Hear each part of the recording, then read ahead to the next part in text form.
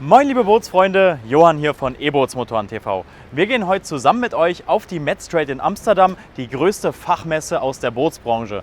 Als erstes schauen wir uns direkt die neuen elektrischen Außenborder im Leistungsbereich von 15 bis 25 PS an. Da gibt es nämlich einige Neuigkeiten. Wir starten mit dem 10 kW Außenborder von Spark. Eine ganz neue Firma aus Schweden, und was hier direkt auffällt, ist ein sehr kleiner Motor, der direkt vor dem Propeller sitzt, und trotzdem ist der Wasserwiderstand wirklich sehr gering. Der Motor ist dadurch perfekt für Gleitfahrt ausgelegt und eignet sich vor allem für Schlauchboote und leichte Motorboote aus GFK oder Aluminium. Ich gehe davon aus, dass Boote bis ca. 400 Kilo damit gut in Gleitfahrt kommen und zwischen 20 bis 30 km/h erreichen. Der Motor wiegt nur 17 Kilogramm und kann eigentlich locker mit einer Hand zum Boot getragen werden. Dazu braucht ihr natürlich noch die Akkus, und die wiegen jeweils 2x20 Kilo. Mit insgesamt 60 Kilo seid ihr schon komplett fahrbereit. Also auch eine perfekte Lösung fürs Schlauchboot. Die ersten News von Spark gab es bereits vor 2 oder 3 Jahren. Seither hat sich am Design viel verändert. Jetzt stehen die Motoren allerdings kurz vor der Auslieferung. Spark kommt aus Schweden, und da gibt es auf 10 Millionen Einwohner ca. 1 Million Boote. Von klein auf wird Boot gefahren, egal ob zu Freunden oder zum Restaurant. Wichtig ist dabei beim Motor vor allem die Leichtigkeit und die Flexibilität. Kommen wir zu meinem Fazit. Das Konzept gefällt mir extrem gut. Sehr leicht, flexibel und trotzdem kraftvoll. Also eine perfekte Lösung für Schlauchboote und kleine Motorboote. Wir sind gespannt, wann der Motor jetzt wirklich auf den Markt kommt. Wahrscheinlich ab Mitte 2025. Der Preis steht auch noch nicht fest. Ein Schnäppchen wird es, denke ich, nicht, da der Motor ja auch aus Schweden kommt.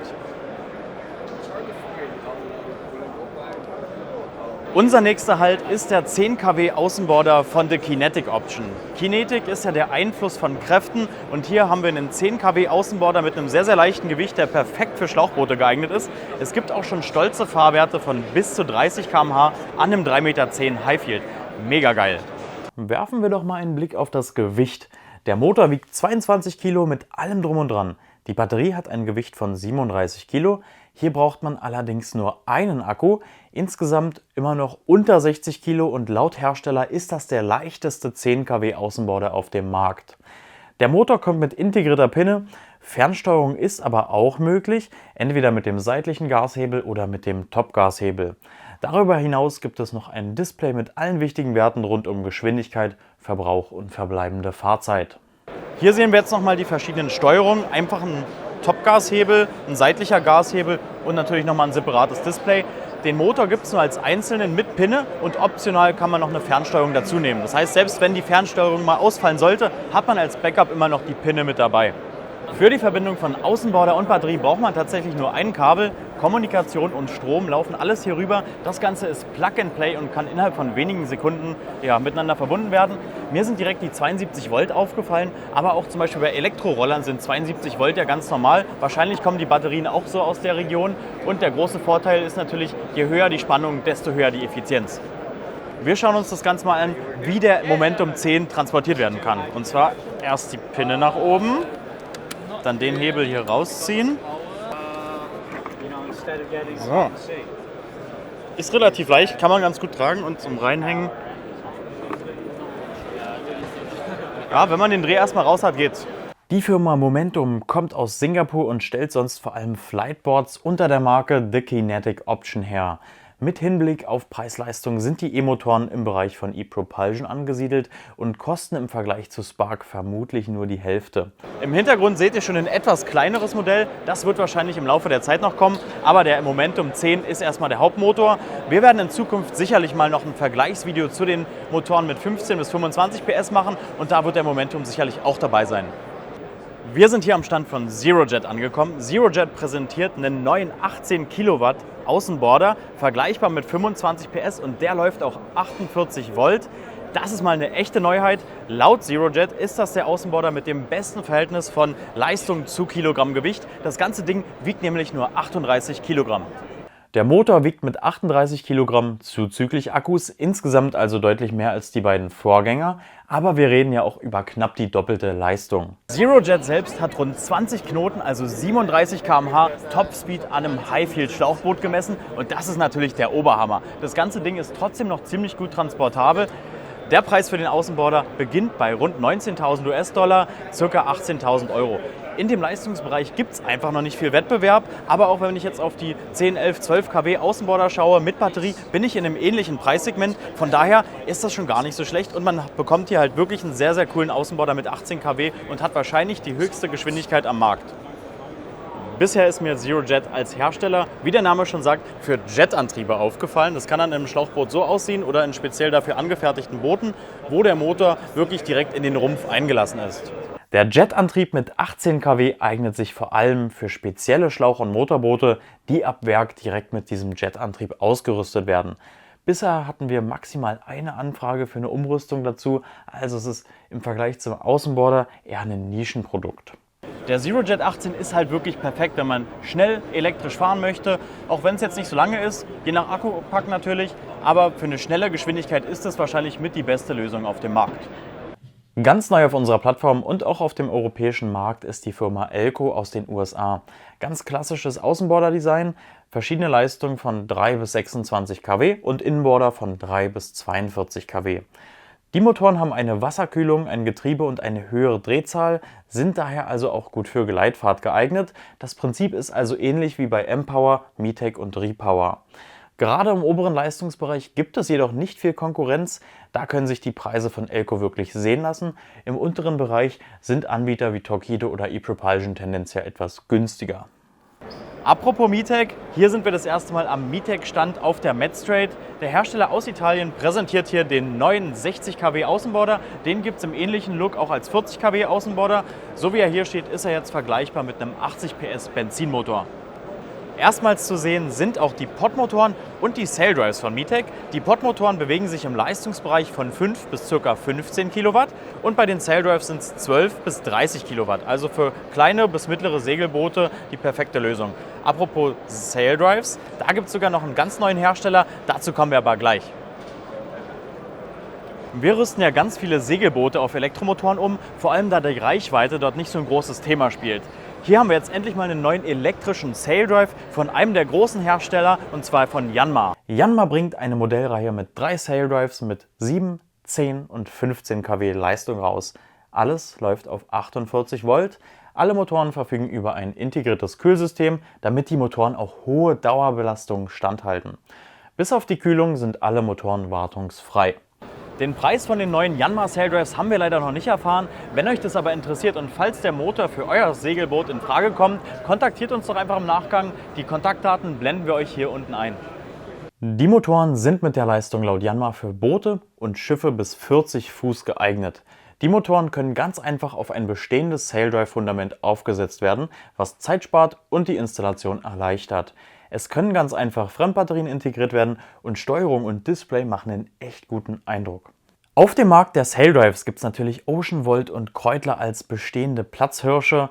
Allerdings bewegt man sich hier preislich auch eher im Premium-Segment. Bisher haben wir auch oft Podmotoren empfohlen. Die haben zwar etwas mehr Wasserwiderstand, sind aber ohne Getriebe und effizienter. Waterworld hat mittlerweile eine Lösung, bei der man einen neuen Elektro-Inboarder an den bestehenden Sail Drive anflanscht, sofern dieser noch gut funktioniert natürlich. Das spart vor allem Zeit und Geld bei der Installation und macht das Ganze viel einfacher. Die Motoren von Rim Drive Technology kennt ihr ja sicherlich schon aus ein paar Videos von uns. Hier haben wir einen ganz speziellen neuen Außenborder mit einem elektrisch drehbaren Mechanismus. Optisch macht das Ding natürlich einiges her, es ist aber auch auffallend groß, weil natürlich dieser Drehmechanismus im Inneren einiges an Platz benötigt. Den Motor gibt es als Version mit 11 oder 15 Kilowatt und eignet sich besonders gut für etwas schwerere Schubboote. Die Besonderheit bei Rim Drive ist mittlerweile eines der fortschrittlichsten Steuerungssysteme auf dem Markt. Man kann die Motoren bis zu 320 Grad drehen, nach Wahl sogar mit einem Joystick steuern und man kann seitlich einparken, auf der Stelle drehen oder eine spezielle Kurshaltefunktion nutzen. Wir kommen zum vorletzten Außenborder in unserem Video. Hier haben wir mit dem Bluespin von der Firma Bluenav einen 15 kW Außenborder mit einer ganz speziellen Funktion. Und zwar drücke ich jetzt mal hier auf den Knopf und dann wird der Außenborder aus dem Gehäuse hier rausgefahren.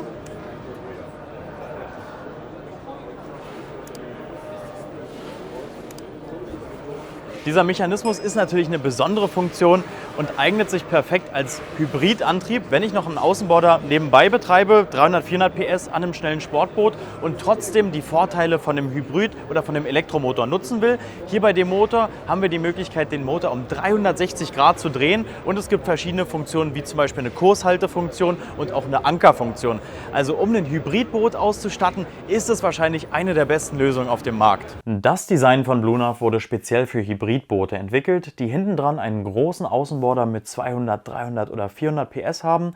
Daneben versteckt sich dann eben unter der Badeplattform ein kleiner BlueNav Elektro-Außenborder, perfekt fürs Manövrieren im Hafen oder für Zonen, in denen dann nur elektrisch gefahren werden darf.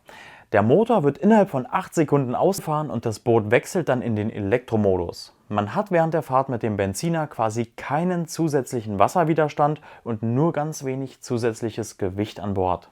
Es gibt neben dem Außenborder auch noch Podmotoren, die sogar in den Rumpf eingezogen werden können und damit eine spezielle Lösung für Segelboote, um den Wasserwiderstand noch weiter zu reduzieren. Der Motor wurde vom Aufbau einer Walflosse inspiriert und hat speziell geformte Propellerblätter sowie spezielle Rillen auf der Oberfläche, um den Strömungswiderstand nochmal zu reduzieren. Ein BlueNav ist zumindest preislich aus unserer Sicht noch nichts für die breite Masse, für spezielle Hybridanwendungen jedoch eine total smarte Lösung. Gerade wenn ich als Eigner das Boot häufig trailere oder auch auf Seen fahren möchte, auf denen nur ein Elektromotor erlaubt ist. Der Hersteller Molabo ist ja besonders bekannt für die leistungsstarken Elektroantriebe im Niedrigvoltbereich bei 48 Volt. Bekannt ist vor allem der 50 kW Motor. Jetzt ganz neu kommt der kleine Bruder auf den Markt mit 25 kW Leistung. Ist also auch schon besonders für kleinere Boote oder leichtere Schiffe eine durchaus gute Lösung, weil natürlich das Batteriepaket kleiner sein kann und das Gesamtsystem dann deutlich weniger kostet. Nicht jedes Boot hat ja Platz für einen 50 kW Motor mit einer entsprechend großen Batterie und auch das Budget ist bei einem 25 kW Motor mit kleinerer Akkubank deutlich geringer. Seit neuestem können auch die Akkus von Victron Energy in das spezielle Kommunikationssystem von Molabo eingebunden werden und man spart sich die Mola Connect Box. Aus meiner Sicht ist das genau der richtige Schritt. Je preiswerter die Akkus werden, desto eher ist eine Umrüstung auch wirtschaftlich sinnvoll. Schaut euch das mal an, Leute. Mein persönliches Highlight auf der Medstrade 2024, dieser elektrische Außenborder mit bis zu 230 kW Spitzenleistung. Nominal hat er eine Dauerleistung von 130 kW. Besonderes ist das Feature, dass sich unten der Propeller komplett einmal um 180 Grad drehen kann. Man kann also so easy in den Rückwärtsgang schalten. Der Motor hat 800 Volt Spannung, also ziemlich hoch und ist natürlich nur in speziellen Projekten verfügbar. Ich denke, der Motor wird speziell für eine neue Bootsserie geeignet sein. Gleitboote, Sportboote, die direkt von Hause aus so mit dem Elektro-Außenborder ausgestattet werden. EP Technologies aus Dänemark ist ja eigentlich bekannt für leistungsstarke Antriebe mit 40 bis 400 kW. Darunter auch Z-Antriebe, Hybridmotoren, Saildrives aus dem gewerblichen Bereich mit der Elektrifizierung von großen Schiffen. Letztes Jahr hat EP Technologies übrigens ihre eigenen Feststoffbatterien vorgestellt. Im Vergleich zu den klassischen Lithium-Eisenphosphat-Batterien sind deutlich mehr Entladezyklen möglich. Dafür ist die Haltbarkeit wohl nicht ganz so lang. Es kommt aber auch auf die Nutzung drauf an. Für den Hobbybootsfahrer macht das vielleicht noch nicht den großen Unterschied, aber für spezielle gewerbliche Projekte ist das eine geniale Entwicklung. Sehr, sehr cooles Konzept. Wir sind gespannt und wurden auch schon auf eine Probefahrt eingeladen. Wenn das ein anderer Hersteller da draußen noch sieht, wir sind immer offen für Einladungen zu Probefahrten. Kontaktiert uns einfach. So ihr Lieben, wir machen jetzt noch eine schöne Hafenrundfahrt hier bei klassischem Amsterdamer Regen. EP Technologies war natürlich nicht der einzige Außenborder in dem Leistungsbereich. Es gibt noch ganz viele weitere Neuigkeiten. Ich blende euch gleich mal eine Übersicht ein mit allen Ausstellern im Elektrobereich. Mehr als 50 Aussteller haben mittlerweile einen Elektromotor oder ein Hybridsystem im Programm. Wir schaffen es gar nicht mehr, auf alle Motoren einzeln einzugehen und mit allen Herstellern zu sprechen. Schreibt uns doch mal in die Kommentare, welche Neuheit im Elektrobereich ihr besonders spannend findet. Lasst auf jeden Fall ein Abo und ein Like da, dann sehen wir uns sicherlich zum Vlog für die Boot Düsseldorf wieder. Macht's gut und bis bald, euer Johann.